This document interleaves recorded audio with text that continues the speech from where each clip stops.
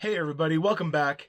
In this video, I just want to break down the Idaho pullover that you saw in the very last video that I posted about 5-6 days ago.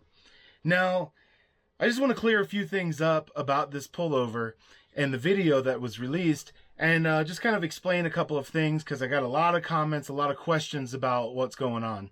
So, the number one thing is I get a comment that says, is this an old video? Well, this pullover did happen quite a while back. I would say probably 8 or 9 months ago, maybe a little bit longer than that. But it happened in 2021. The only part of that video that anybody ever saw was from the live stream. Partway through the pullover interaction, I started feeling like it wasn't going in a good direction. I didn't really like the attitude of the cop and the way things were going, so I decided I would live stream. That way, in case I was to get searched, it would all be out there on the internet immediately, and I really didn't want to get searched. That was my main reason for going live, and I think it worked. But so it is a bit of an older video. This police interaction did happen a while back, but you guys have never seen the full story.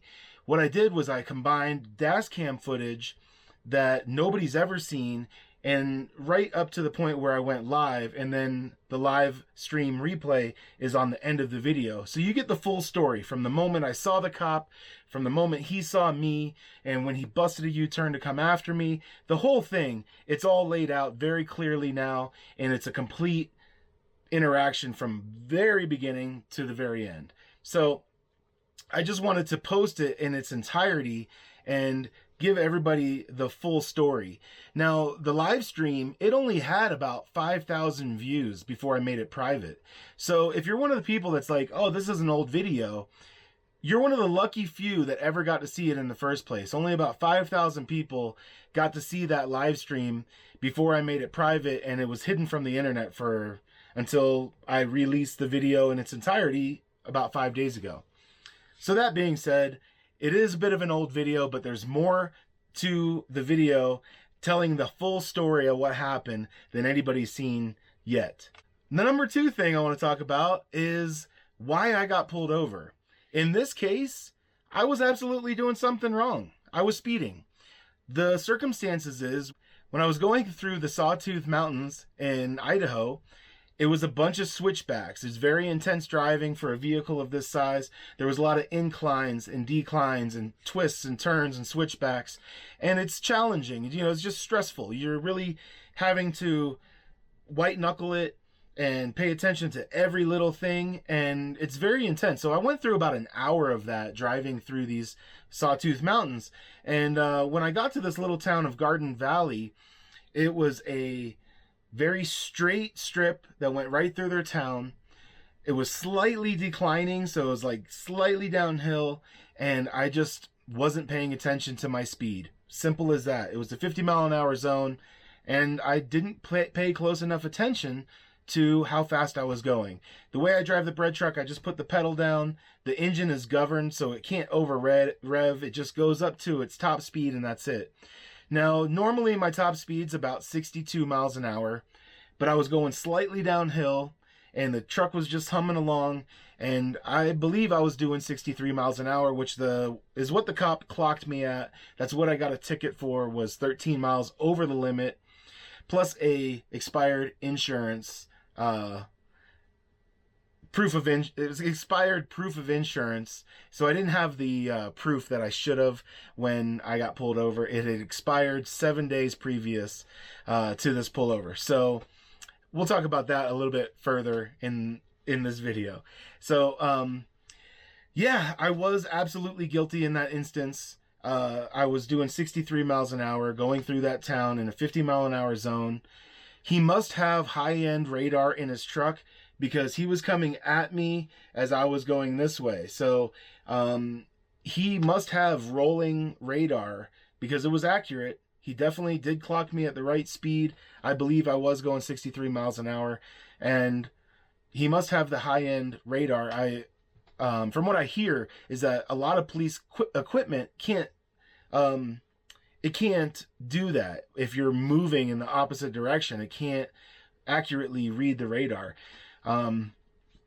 So as far as being at fault, whatever, I did break that rule of the road, and I was going faster than I should have been. So simple as that. The thing is I exercised my Fifth Amendment right to stay quiet. I don't have to answer questions. I don't have to say a single word to this officer at all. I don't have to say a single word, not one. All I have to do is provide him with my driver's license, my proof of insurance, and my registration, and that's it. I don't have to say a word throughout the entire interaction. And the Supreme Court has ruled on that. It's absolutely fact. I do not have to talk to the police at all. So as soon as I exercised that right to remain silent, the police officer got an attitude and started getting really kind of combative with me, and I didn't like where that was going. So at that time, I decided I would just go live on YouTube, and I think it was for the good. So that brings me up to my third thing, is what tickets did I get? So I did get 2 tickets that day. It was a ticket for speeding, 13 miles over the limit, doing 63 in a 50-mile-per-hour zone, and failure to present proof of insurance. I did have current insurance. I just didn't have the proof of it.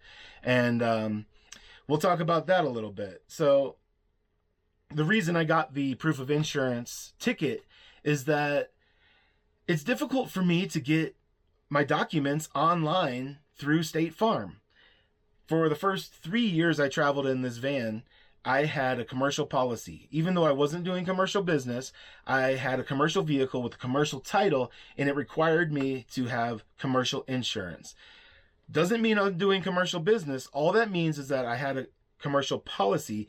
You actually have to be engaged in commerce in order to be doing commercial business, which I never have been, and I just use it as a recreational vehicle. So now I have transferred this title to a RV title, and it is not a commercial vehicle anymore. I have recreational vehicle insurance.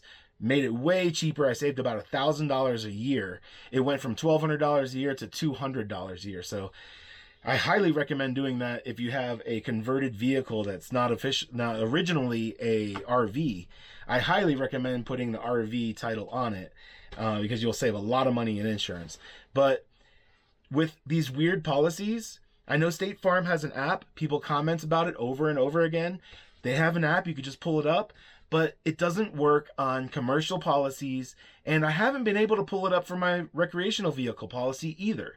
So I need to stay on top of printing out my insurance and keeping it with me. It's just when you're traveling all the time and you don't have an address to get new insurance cards in the mail, or you'd have to go into a store and have one printed out from an email that you got from your insurance company, something that sort. It makes it a little trickier to keep your current policy with you at all times. I don't pay attention to when it's going to expire. I'm not that organized, and it is what it is. It's not a felony to not have proof of insurance, so I'm not really stressing it. I don't worry about that much. This brings me to my number 4 thing that I want to talk about in this video, is the way the pullover went. It started off on a really bad note in the beginning. As soon as I exercised my right to remain silent, he got a big attitude and started getting like very just combative, kind of like argumentative, and telling me, oh, this isn't going to go the way you want it to go. You're going to follow my instruction. You're going to follow my orders, that kind of thing, and I didn't like the way that was going. So I went live, and I'm glad I did. So the way I think it happened is that he talked to me first. There's a second car that was traveling behind me, which I did not know this person. They just happened to be behind me. And he talked to me first. Then he went and talked to the female that was driving the other car, the red car. And then he went back to his car. Now, on the back of my truck, I have pretty much a huge billboard. It says the name Breadtrucker really big all the way across the back. In the right corner, it has @Breadtrucker for my Instagram handle. It says YouTube really big, so it's very easy to find me on the internet. And I personally think he went back to his car, pulled me up on his phone, saw that I was live streaming, and maybe saw the nature of my other viral videos that have come out, and was like, okay, I don't want to get into it with this guy. I don't really want to be challenging, you know, to him. I don't want to call the dogs in and have him search his van, all these kind of things. When he came back to me to issue me the ticket, he had definitely changed his demeanor quite a bit. He was much more friendly. He was calling me sir. He was not in the same state of mind that he was when he initially spoke to me. And I believe through and through that he went back to his car, pulled up my YouTube channel, and decided, hey, it's not worth it. Let me just get this guy his ticket and send him on his way and be done with it. And I'm glad he did. I did have to pay the ticket, but that will bring me to the fifth thing, since we're talking about the ticket. The fifth thing I want to talk about in this video is that the nature of the ticket in Idaho. The nature of the ticket in Idaho, it's not a felony, it's not a crime to speed. It's a civil infraction. So I could have simply not paid the infraction, and I wouldn't have to really worry about it. Unless I went back to Idaho, they're not going to suspend my license over the civil infraction. So I decided to go ahead and pay it. I tried to talk to a company like Ticket Busters or Ticket Doctor or any of those kind of like online representatives that will go to court for you and fight a ticket and get it thrown out of court. That doesn't work in Idaho. They don't do that in Idaho. Idaho is a different place. There's certain states that Ticket Busters works in. Idaho is not one of them. So I couldn't do it that way. I was going to fight the ticket, but trying to get an attorney to represent me, they were just flat out honest with me. They're like, it is not worth it. You're going to pay me much more money than this ticket costs. It doesn't go on your record. There's really no reason to fight this ticket unless you have plenty of money and you're trying to prove a point, which I wasn't. I think the video speaks for itself, and that's it. A lot of people are like, you should fight this, you should file a complaint, and I just don't see it that way. I think the guy did the right thing. You know, I kind of think all police are a little bit stepping outside of what they should do and what they have the right to do to American citizens. But in this case, the guy was all right. He at least straightened up after going and looking at my YouTube channel and came back with a better attitude. You know, he was definitely a smart-ass cop, but, you know, it's whatever. I'm not trying to fight the world and the whole police force and, you know, stir up a whole bunch of shit. That's just not what I'm into. So the number 6 thing I want to talk about is that I am not an auditor. That's not what I do. My YouTube channel is not about auditing constitutional rights and the way public servants behave in all these situations. I'm simply documenting my life and recording all the interactions that happen, especially with law enforcement. I encourage everybody to record all interactions with law enforcement and really public officials in any position at all, because they're all human. We're all human, and they make mistakes, and they may not even have malicious intent, but they may trample your constitutional rights without really even realizing what they should be doing, what they shouldn't be doing. So I'm not an auditor. I'm just a guy who lives in a bread truck, and I travel full time, and I'm just trying to travel freely. In the United States, we have the right to travel freely without harassment, without being pulled over for no reason, searched, that kind of thing. And that's the whole reason I record these videos, is I just want to stand up for myself, stand up for all of our constitutional rights, and just make sure that the people that interact with me are behaving properly and doing the right thing. And if they're not, I have it on camera, and I will publish that footage on a public platform, and more people will see what's going on in those situations. So anyways, I think that's about it. I think that's all I want to talk about today. I just wanted to make a simple video real quick, tell you guys a little bit about the police video that just came out about 5 days ago, and just give you guys a little bit of background information if you're curious.